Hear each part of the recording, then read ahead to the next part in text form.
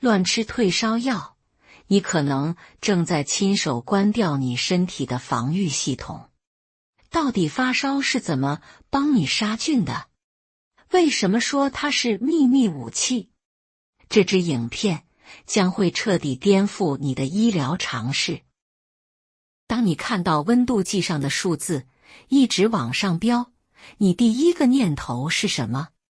是不是心里一惊，马上就想翻箱倒柜找退烧药？这大概是我们所有人的标准反应了。不过，如果我现在告诉你，那个让你不舒服的高温，它其实不是敌人，反而是你身体为了保护你所启动的一个超级秘密武器，你会怎么想？所以啦，真正的问题就来了，你真的应该跟你的发烧作对吗？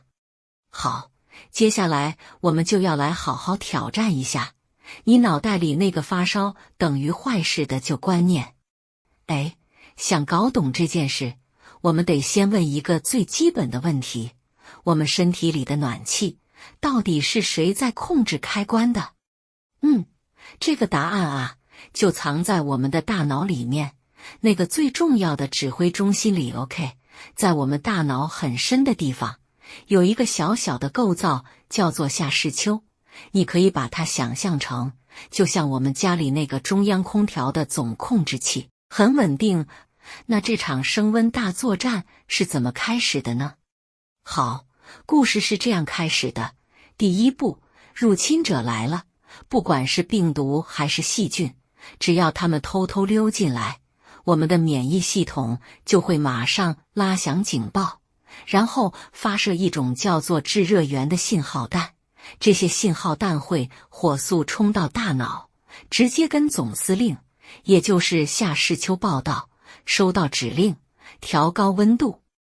这个时候下视丘就会自己主动把身体的温度设定点往上调，比方说从原本舒服的37度，一口气拉到39度。为什么发烧会发冷？这就完美解释了那个我们都有过的经验，对不对？就是刚开始发烧的时候，明明体温一直往上飙，但你却觉得冷得要命，还一直发抖。为什么？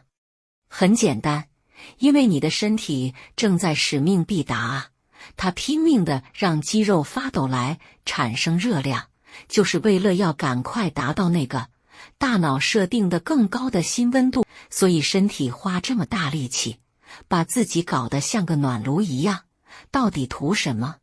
好处在哪？这就要来聊聊发烧在这个高温战场上的各种超能力了。你可千万别以为这是身体坏掉了哦，不，这完全是一套经过精密计算的作战计划。发烧的攻击策略主要有2招，第一招叫做削弱敌人。你想想看哦，大部分的病毒细菌最爱的就是我们平常37度的舒适圈，一旦体温升高，就等于是把他们舒服的家瞬间变成一个超高温的大烤箱，他们根本受不了，繁殖速度马上就龟速了。再来，第二招更厉害，叫做强化我军。高温就像是帮我们自己的免疫细胞喝了能量饮料一样，让他们进入爆发模式，跑得更快，杀敌也更猛，免疫力提升2倍。而且这不是随便说的哦，有研究数据显示，我们的体温只要升高摄氏1度，免疫系统的战斗力，你猜猜看，最高可以提升将近2倍哦。所以你一定要记得，发烧真的不是你身体宕机了，正好相反，这代表你的免疫大军正在开 turbo 全速前进啊。好，听到这里，你可能会觉得，既然发烧这么燥，那为什么我们平常一生病，第一个反应就是冲去找退烧药呢？这就带我们进入今天最核心的问题了，也就是所谓的退烧药陷阱。你真的确定你吃药是在帮自己，而不是在帮你的敌人吗？退烧药到底做了什么事？它的原理其实很简单，它就像一个通讯干扰器，它强行把免疫系统送给大脑的敌人来了的警报讯号给盖掉，然后逼着那个总司令下视丘，把温度调回正常。所以你看，退烧药根本没有杀死任何一个病毒，它只是暂时把你身体最主要的那个防护罩给拆了而已。我们直接来看这张比较表，一目了然。你看哦，如果让身体自然发烧，病毒的活动力会被压制，我们自己的免疫反应是火力全开的，所以整个生病的时间也可能比较短。但如果我们太早吃药，结果会怎么样？病毒马上又活过来了，免疫反应整个慢下来，最后的结果就是你生病的时间可能拖得更长。讲白了就是，本来你身体可能2天就能搞定的战争，结果因为你一直急着帮倒忙，最后拖了4、5天才结束。这一点在打疫苗的时候真的是超级重要。你想想，打完疫苗之后有点微烧，那代表什么？代表你的免疫系统很认真，正在努力学习认识病毒，制造武器，也就是抗体。那已经有研究发现哦，如果你在这个关键时刻吃了退烧药，很可能会让你身体制造出来的抗体数量变少。哎，这不就等于让疫苗的保护力白白打了折扣吗？我知道，讲到这里，你心里一定有个大问号，难道就放着给它一直烧下去吗？这样不是很危险吗？没错，你的担心是对的，当然不是这样。虽然我们说适度的发烧是我们的好朋友，但我们也一定要学会分辨他什么时候会从朋友变成潜在的敌人。所以接下来这张清单，拜托你一定要记在心里，这就是我们的危险警报。第一，如果体温一直烧到超过 39.5 度，而且降不下来。第二，发烧还加上其他怪怪的症状，像是很严重的头痛、脖子僵硬、搞不清楚状况、呼吸很喘，甚至是抽筋。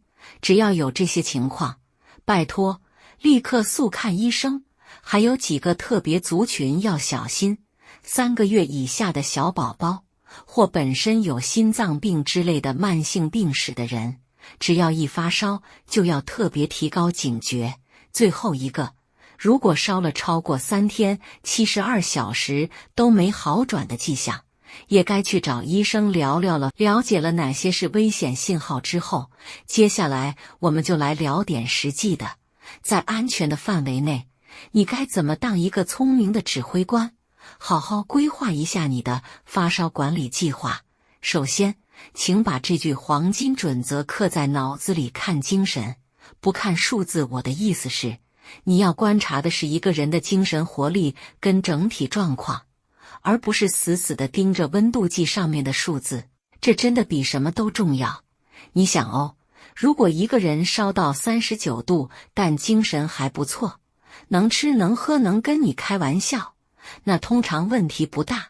反过来说，就算他只烧到38度，可是整个人看起来奄奄一息、无精打采的，那才真正是该紧张的警讯。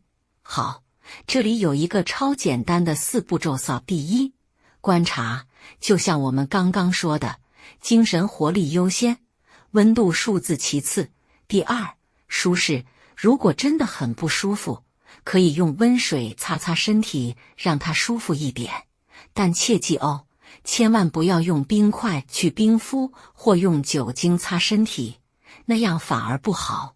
第三，支援，这时候身体在打仗，最需要后勤补给了，所以要多喝水，多休息。最后，也是最关键的第4步，用药。必要时，什么是必要时？